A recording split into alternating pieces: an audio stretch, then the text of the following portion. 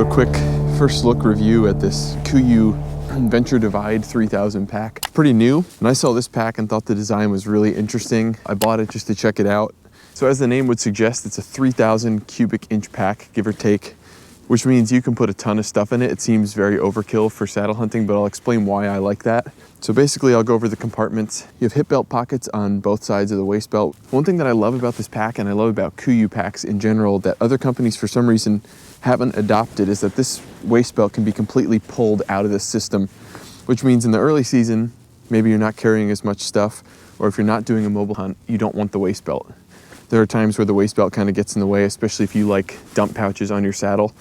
You can pull this completely out of the system, but if you're hauling meat and you need the support of having the waist belt that takes the load off of your shoulders and puts it on your hips, you put the waist belt on there and it's a very solid waist belt, which is nice. The yoke is also adjustable. It's Velcro. You can pull it out and slide it up or down to kind of fit your frame. The frame isn't quite tall enough to give me like true suspension like a Western hunting pack would. That's not what I'm using this for. Moving on, it has Nalgene pockets that are pretty big and stretchy on both sides, which are nice.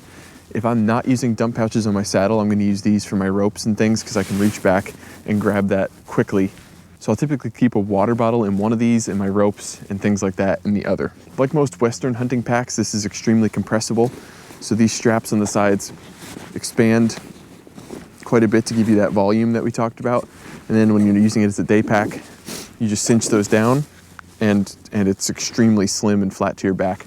So it doesn't feel excessive even though it has a ton of volume. The pack does have side access, which is crucial.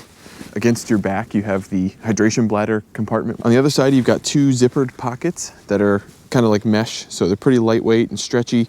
And because this compartment is so big, you might be saying, like, what do you need a compartment that big for in a whitetail hunting pack? What I'm gonna use that for is all my clothing, bibs, jackets. If I'm walking a long way, I can really stuff jackets. This is a puffy jacket. You can stuff that down in there. And then when you're not bringing a lot of clothes with you earlier in the season, this compresses really small. So it's versatile. And I think a pack that compresses well is crucial because then you can have the volume when you need it without feeling like it's excessive and too bulky when you don't need it. Moving up top here, you have these two buckles up top here that connect the back panel to the front panel. And inside there is what they call the divide pocket.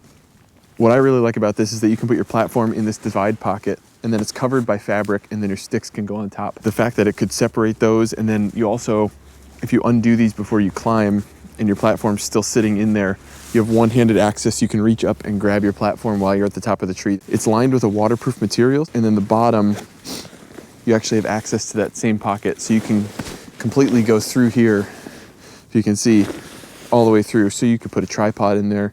On top of that main compartment, there's actually a snow collar, which is uncommon for this type of pack, but it expands all the way up and it has this waterproof material as well.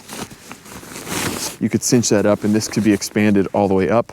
And then when you don't need it, kind of roll that down in, cinch that down, and then this tucks down kind of like into itself and doesn't seem quite so large.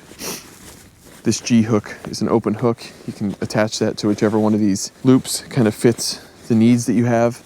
So that whole big main compartment, as well as the divide pocket, as they call it, kind of disappear when you crank these down, and it's a very slim pack.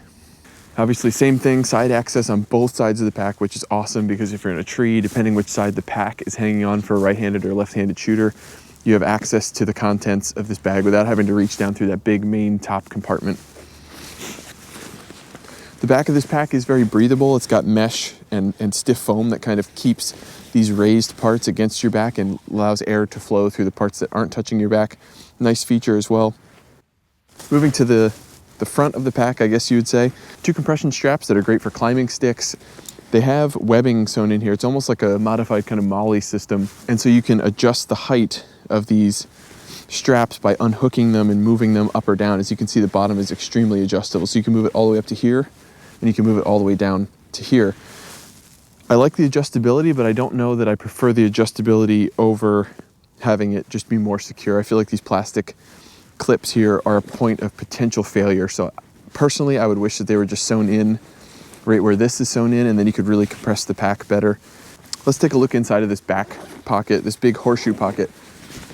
This is where I'm gonna put all the things that I want access to while I'm hunting. And then in here, you've got two of these mesh pockets, which are fairly large. And that would be where I'd put things like my lunch, grunt calls, stuff that you're gonna want access to while you're in the tree, rangefinder, all that. And then there's also still quite a bit of space down into the bottom here. And you can open this as far as you want to. You don't have to open it all the way. If you just want access to this top pocket, you can do that. And if you want full access, you can zip it all the way down. Final pocket on this pack is a fleece lined pocket up here, which is pretty big.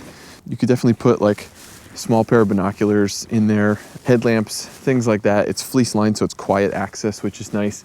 And it's not gonna scratch up things like binoculars.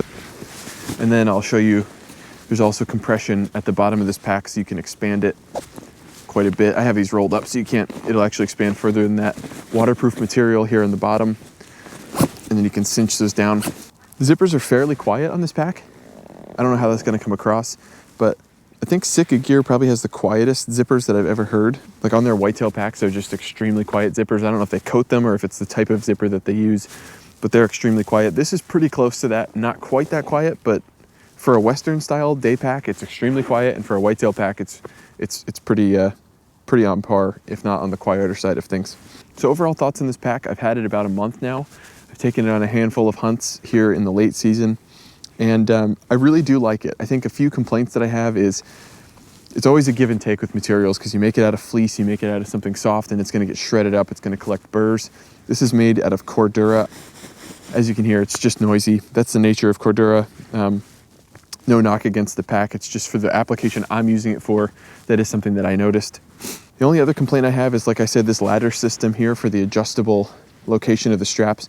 I would really prefer that they were just sewn in like these, and that would give you just extra strength, extra durability. I wouldn't have to worry about it breaking.